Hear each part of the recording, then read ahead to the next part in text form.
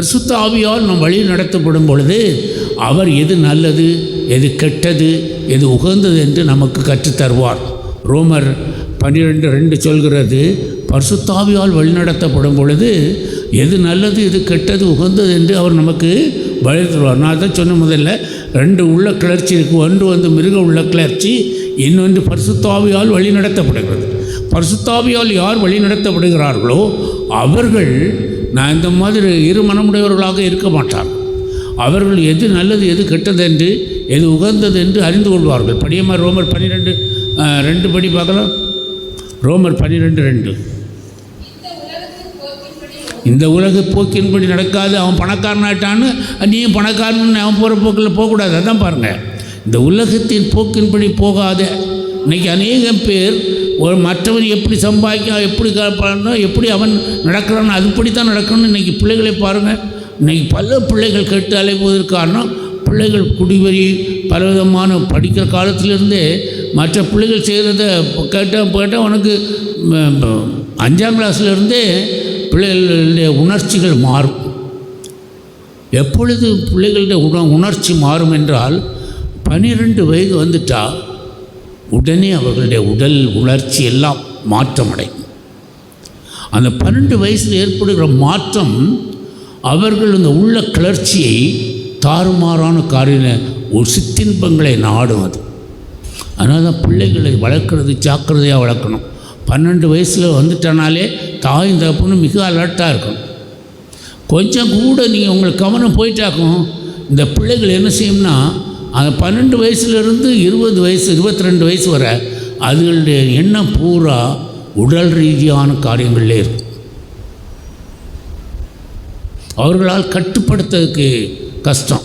எனவே இந்த பிள்ளைகளை அந்த ஏஜ்களில் நம்ம தாய் தந்தர்கள் கரிசனையோடு கவனித்து அவங்க போக்குவரத்து, அவங்க நடத்த எல்லாம் கவனமாக கவனிச்சுக்கிடணும். இல்லைன்னா அதுகளுக்கு தாறுமாறான இச்சைக்கு கையளித்து பாவத்தை அதுகள் தெரியாமலே தவறு செய்துவிடும். நாம் ஒவ்வொருவரும் நம்முடைய வாழ்க்கையில் அதே போல் நாமும் அதே மாதிரி தான். நம்முடைய உள்ள இச்சைக்கு நம்ம இடம் கொடுத்து போயிட்டோம்னா தாறுமாறான இது நல்லது கெட்டது வந்தன்னு அறியாமல் தேவையில்லை காரியங்கள் எல்லாம் போயிடும். ஹல்லேலூயா, ஹல்லேலூயா, ஹல்லேலூயா, ஹல்லேலூயா.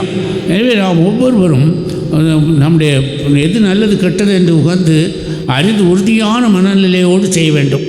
அப்படி செய்யவில்லை என்றால் அது உங்களுக்கு பாவத்துக்கு கொண்டு போய்விடும். அடுத்தபடியாக உங்களுக்கு தெரியும், ஆள் பார்த்து செய்கிறது. எங்கள் அண்ணன், எங்கள் மச்சான், எங்கள் ஜாதிக்காரன், எங்கள் ஊருக்காரன் இப்படி ஒரு நாள் செய்யக்கூடாதுன்றார். அதுவும் பாவம் என்று சொல்கிறார். இப்படி 5 காரியங்களை சொல்லியிருக்கேன்.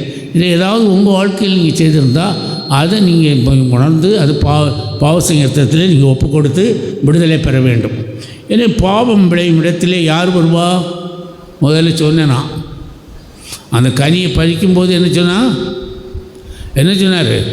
அப்போ அது பார்த்தா தொட்டா அங்கே ஒருத்தன் சொன்னால் அது விசிச்சு சாப்பிடு, நீ கடவுளை போல் ஆயிடுவான்னு சொன்னான். யார் அது? சாத்தான். கரங்களை தட்டுங்க. அப்போ நாம் தவறு செய்யும் பொழுது நம்மளை நழி நடத்துகிறவன் சாத்தான். அவன் தான் நம்மளை தவறு செய்ய தூண்டுகிறான். அப்போ அந்த சாத்தான் வந்துட்டான்னா அவன் நம்மளை பாவத்துக்கு தூண்டி விடுகிறான். ஞானாகமம் படிங்க. ஞானாகமம் எழுதிக்கொள்ளம்மா. 2:24. ஞானம் 2:24 படிங்க.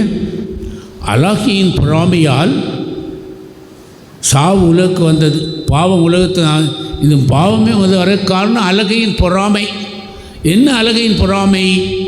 படியுமா? அது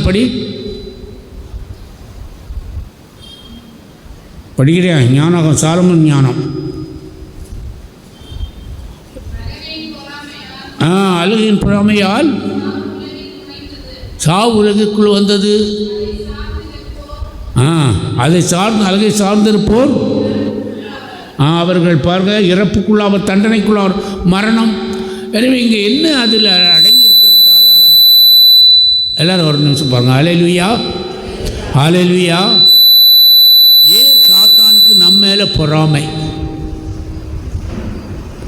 சாத்தான் தான் இந்த உலகத்திலே மிக அழகாக படைக்கப்பட்ட ஒரு படைப்பு ஆண்டவரால். லூசிபர் தான் உலகத்திலேயே அழகாக இதுவரை யாரும் படைக்கப்படவும் இல்லை, படைத்ததும் இல்லை, மிக அழகாக படைக்கப்பட்டவன். ஆனால் அவன் உள்ளத்தில் என்ன ஆச்சு, நாளடைவில் ஒரு கர்வம் உண்டாயிற்று.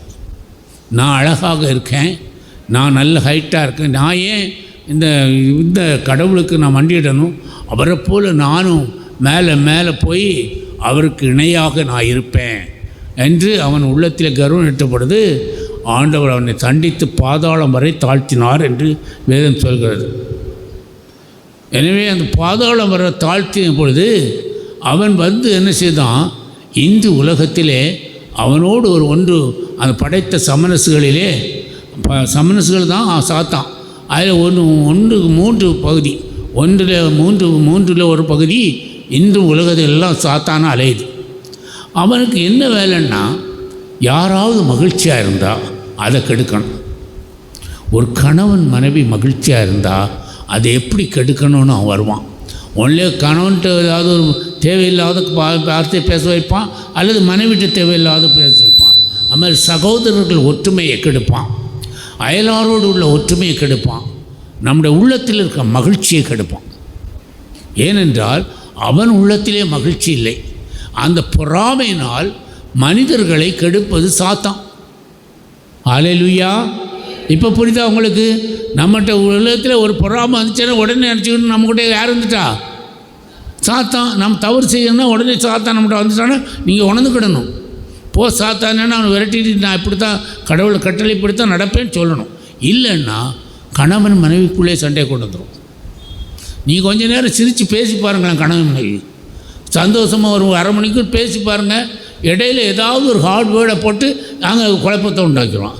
ஏனென்றால் மனிதர்கள் கடவுள் படைப்பிலே மனிதர்களை கடவுள் தன் சாயலும் பாவனையுமாக படைத்தபடினாலே அவன் பாவத்தில் இருந்து அவன் தன்னுடைய மகிழ்ச்சி இழந்து போனது போல மனிதர்கள் கடவுளுடைய பிள்ளைகள் மகிழ்ச்சியாக இருப்பது அவனுக்கு பிடிக்கிறதே கிடையாது. அதனால் அது ஏதாவது ஒரு வழியில் நம்முடைய மகிழ்ச்சியை கெடுப்பதற்கு அவன் முயற்சி செய்வான். நாம் தான் அலர்ட்டாக இருந்துக்கிடணும்.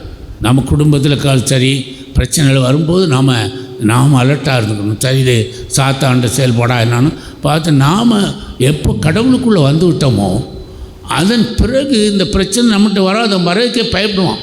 நீங்கள் கடவுள் பிள்ளையாக மாறிட்டீங்கன்னா எல்லாவற்றிலும் அவன் நம்ம பக்கத்தில் வர்றதுக்கே பயப்படுவான். அப்போ நம்ம பாவம் செய்கிறதை தவிர்ப்பதற்கு ஒரு வழி நாம் கடவுள் பிள்ளையாக மாறுவது. கரங்களை தட்டுங்க. கடவுள் பிள்ளையாக தப்பு செய்யாமல் இருப்பதற்கு முதல் வழி கடவுள் பிள்ளையாக மாறுவது. அப்படி மாறும் பொழுது இந்த அழகையோட பொறாமை நமக்கு வராது. நம்மளை அந்த சாவுக்கு அந்த பாவத்துக்கு இட்டு செல்ல முடியாது. எனவே என்னுடைய வாழ்க்கையில் வாழ்கிற ஒரே வாழ்க்கை, அது மறந்துடவே கூடாது யாரும். ஒரு முறை தான் அந்த உலகத்தில் வாழ்கிறோம். அந்த வாழ்க்கை மகிழ்ச்சியான வாழ்க்கையாக இருக்கணும். கரங்களை தட்டுங்க. அந்த வாழ்க்கை நல்ல வாழ்க்கையாக இருக்கணும். அந்த வாழ்க்கை சந்தோஷமான சமாதானமான வாழ்க்கையாக இருக்கணும். இந்த உலக முடிந்து மறுபடியும் நாம் கடவுளோடு இணைகிற இந்த பேரின்ப வீட்டிற்கு நம்மை பங்காளி ஆக்கணும். அதற்கு ஒரு படிதான் இந்த தியானங்கள்.